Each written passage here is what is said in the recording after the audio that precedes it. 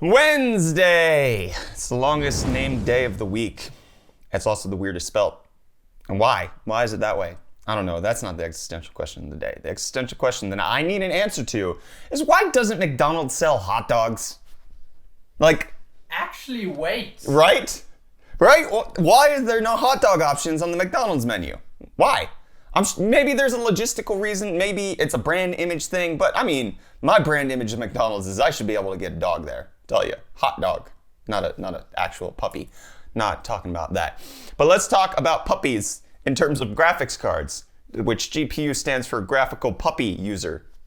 I got the segues going worse and worse the longer I continue. But we have a ton of stuff to sift through for today's big Nvidia stuff. Researched this a couple days ago and I let it sit because I was like, it's rumors, I'm not sure where to go. And then like rumors built on rumors and confirmed and deconfirmed other stuff. So let's break it all down. Number one, the big thing is that Nvidia has trademarked the DGX A100, which in case you don't remember, the DGX2 was the world's fastest graphics card because it had 16 Tesla V100s all put onto a backplane that made it act as if it was one giant computer having so much hugeness, had 81,920 CUDA cores, 512 gigabytes of memory.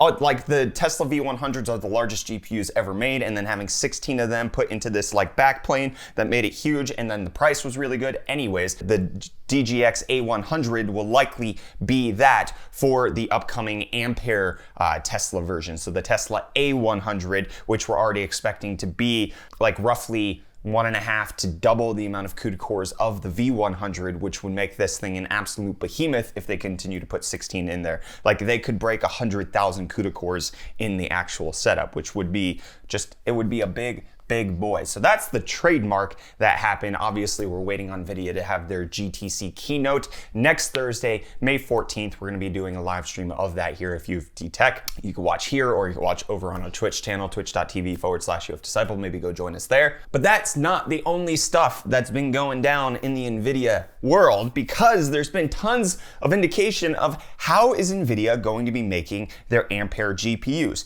Originally, the biggest rumor was they were switching completely over to Samsung, saying bye-bye to TSMC. Bye-bye.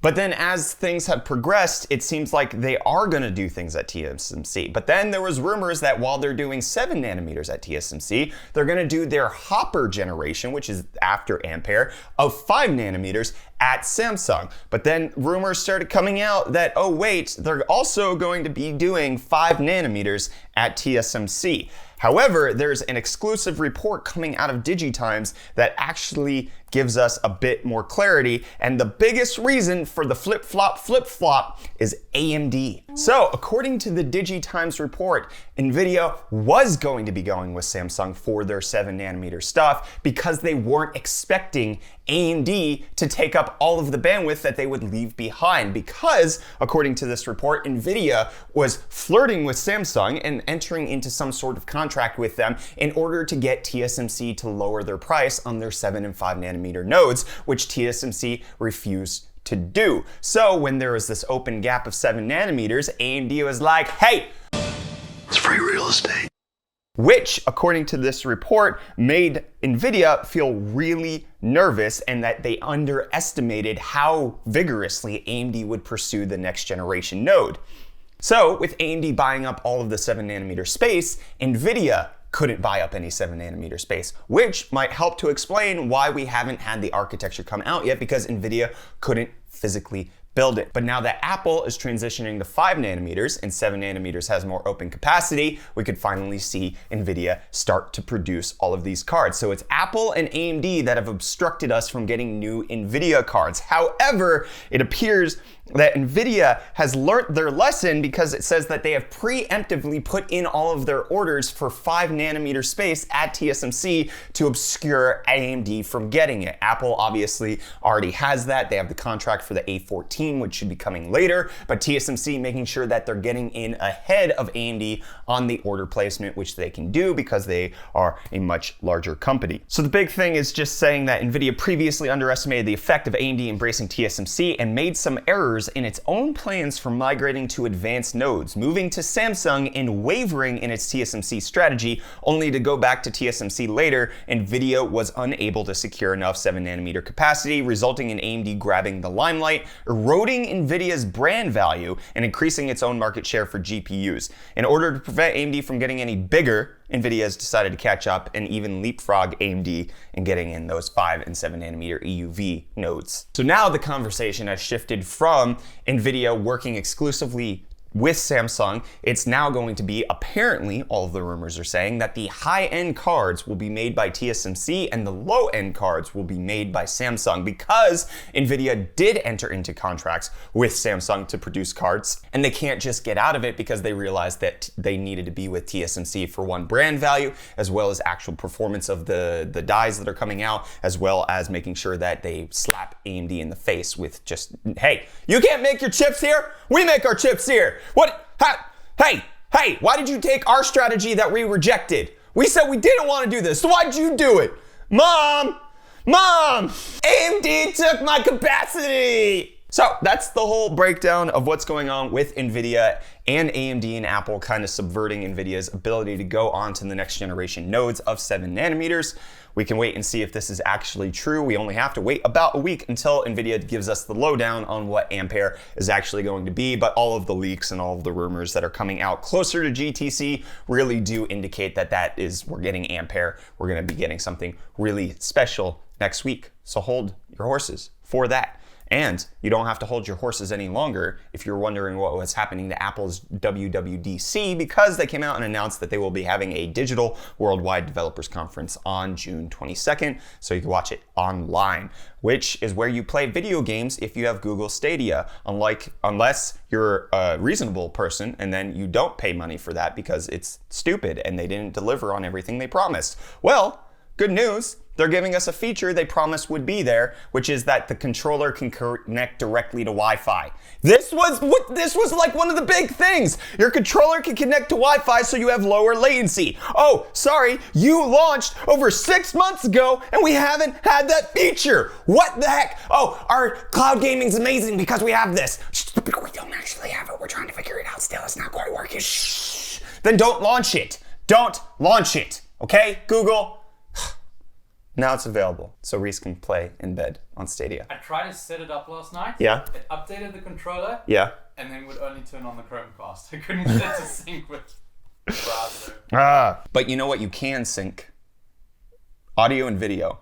Movies is what I'm talking about. Specifically, NASA has announced that they're working with Tom Cruise to help film the first fictional movie taking place in space. At least part of it will be in space. It's apparently not going to be a Mission Impossible movie.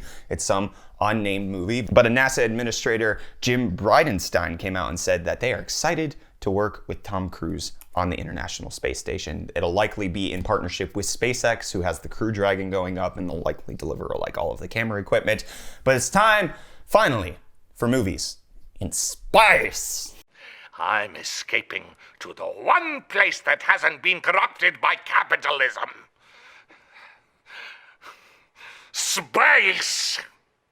Capitalism, corrupting space, 2020. Let's go. And let's go home is unfortunately what Airbnb, that's ironic that I would choose that anyways. Airbnb is laying off 25% of its workforce. 1,900 jobs. Oh, snap. Yeah, huge number. Okay, that's obviously because of Voldemort and everything that's going on with the pandemic. People aren't renting as much, so they have to lay off some of their core business. However, Airbnb isn't doing it in such a terrible way. Obviously, it sucks that 1,900 people are losing their jobs, but the staff is going to get 14 weeks of pay, plus another week for every year that they've worked at Airbnb, and they're going to get a year's worth of health insurance in the United States, and international workers will get health coverage through the end of the year. Like, a good severance package. Like, it at least makes sure that people are taken care of. Airbnb at least doing something in a seemingly right fashion by their former employees. But I have former thoughts sometimes that I decide not to tweet out because I'm just like, either one, that's not going to make a good tweet, or two, yeah, probably shouldn't say that to the internet. Nobody needs to hear that. Well, Twitter is apparently implementing a new Rethink feature if their AI detects that you're being a little bit meaner then you should be. We obviously need this more than we need an edit button. Hey, you misspelled a word. Do you want to rethink your typing? No, Twitter's not going to do that. They're going to be like, hey, you're being a doo-doo face. You want to rethink what you're trying to say, a-hole? That's what we're going to get. It's a beta test right now, but they're trying to make sure that you don't say something you don't mean. But I want to edit to my phone now. I want a new one. Because, Reece, you want to upgrade with me? The Motorola Razr, the $1,500 foldable phone, it's buy one, get one free right now. Oh, dear. No. You still have to spend $1,500, but you get two. You get two of them. No. It's $750 each. Ooh, that's an exciting price. That's an exciting price. Hey, for $750, that's a decent price for what is a flagship quality phone besides the whole like foldable crap. I will snap that sucker in half. Well, that's what you're supposed to do. Frontwards, not backwards. Backwards. Don't do that. I'm from the southern hemisphere. What do you expect? Nothing in the southern hemisphere is real. Because it doesn't exist. It's all on a flat disk. Speaking of flat disks, there's going to be a new Oculus Quest coming out. Flat disks are obviously what you see everything through. No, they're lenses, so they're curved. That's a terrible segue, but Reece made it happen. Blame Reece. Everybody, can you just say Reece shh in the comments down below, please? Thank you.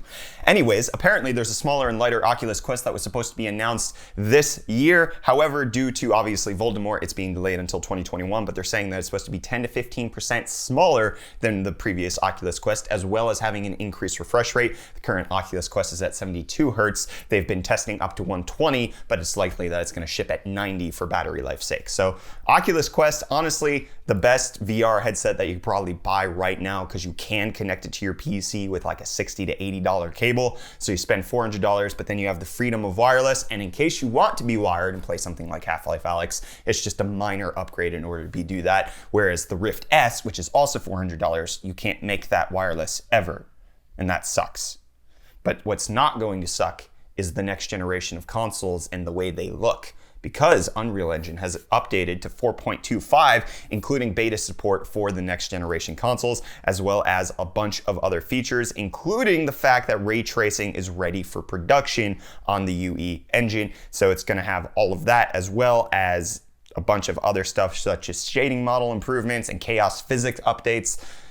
Unreal Engine getting better, gonna bring us better games. But speaking of the next generation of consoles, we've already had it confirmed by CD Projekt Red as well as Ubisoft that Cyberpunk 2077 and Assassin's Creed Valhalla will be available for free on the next generation of consoles if you buy it for the current generation. EA came out in their earnings report and said that they are working on financially motivating that. So it says, note that this year the phasing includes the effect of revenue recognition from the games we are launching for the current generation of consoles that can also be upgraded free for the next generation. So they're going to do it, but they're doing it in a way that like makes it so that the money is good on EA's end. Of course, EA talks about this in the context of money and not like CD Projekt Red, who is like, hey, you bought the game, you own the game, just use the game.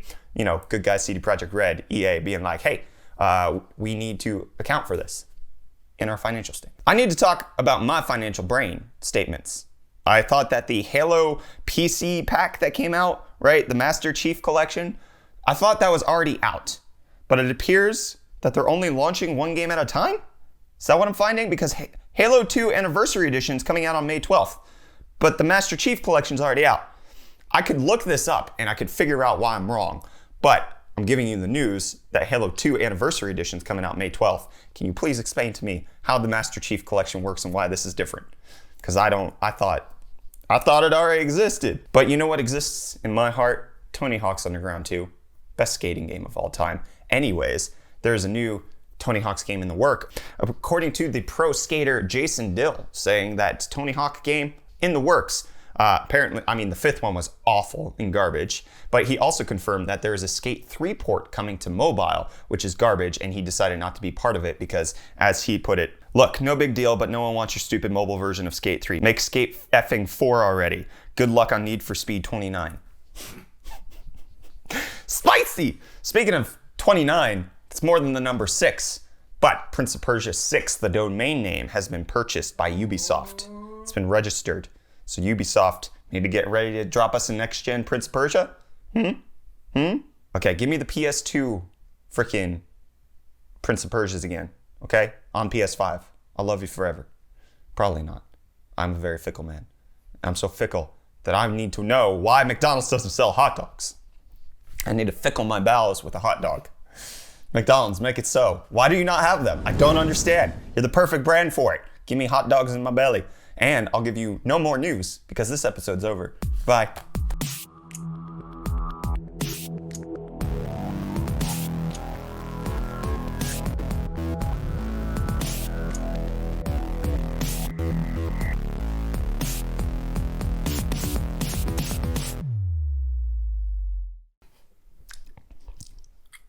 You let that one stew in there. Making sure my mouth is ready.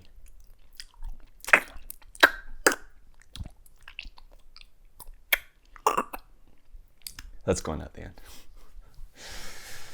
Boys!